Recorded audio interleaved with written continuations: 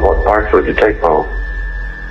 The head and the sexual organ. Yeah, but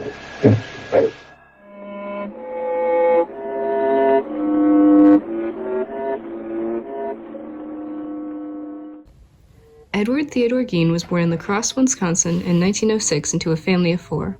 His mother was a religious extremist and preached about the sins of lust and viewed all women, aside from herself, unfavorably, contributing heavily to Gein's own perspective of women. She died naturally in 1945. Gein's father was an alcoholic, unable to keep a job. Though he worked briefly as a leather tanner, he died in 1940 from heart failure.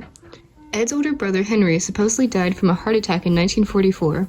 No familial death affected Gein nearly as much of that as his mother. He was obsessively devoted to her and wouldn't see any other woman or leave the house until after she passed. Though he rarely left home, he was able to make a meager living as a handyman and, of all things, an occasional babysitter. The death of his mother was profound, and not a day went by that he didn't think about her. Her death is what spurred Gein's 10-year killing spree. Between 1947 and 1957, Gein admitted to having murdered 2 people, although as many as 7 victims were suspected. He also mutilated 9 corpses obtained from graveyards. The most detailed account of one of his victims was in the case of Bernice Worden. On November 16, 1957, the owner of the local hardware store disappeared.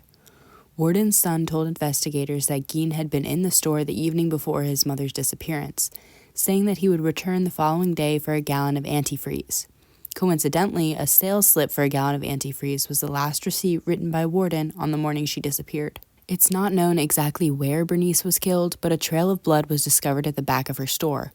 With Gein as the prime suspect, law enforcement searched his property and promptly discovered Worden's decapitated body in his shed. She had been hung upside down and her torso was pried open and flayed, similar to how a hunter would dress a deer. She'd been shot with a .22 caliber rifle, and the mutilations were ruled to have been performed after her death. Gein's other confirmed murder was that of Mary Hogan earlier in 1954, who he also shot and decapitated, though denied having any memories of killing her. He killed the women because they bore resemblance to his late mother.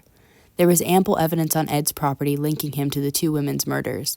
In addition to Bernice's body, investigators also found Mary Hogan's face in a paper bag, Mary Hogan's skull in a box, Bernice Worden's entire head in a burlap sack, and Bernice Worden's heart in a plastic bag. Forensic investigators likely used craniology and/or phrenology to match the skull to Mary, and the heart's stage of decomposition in comparison to Bernice's body.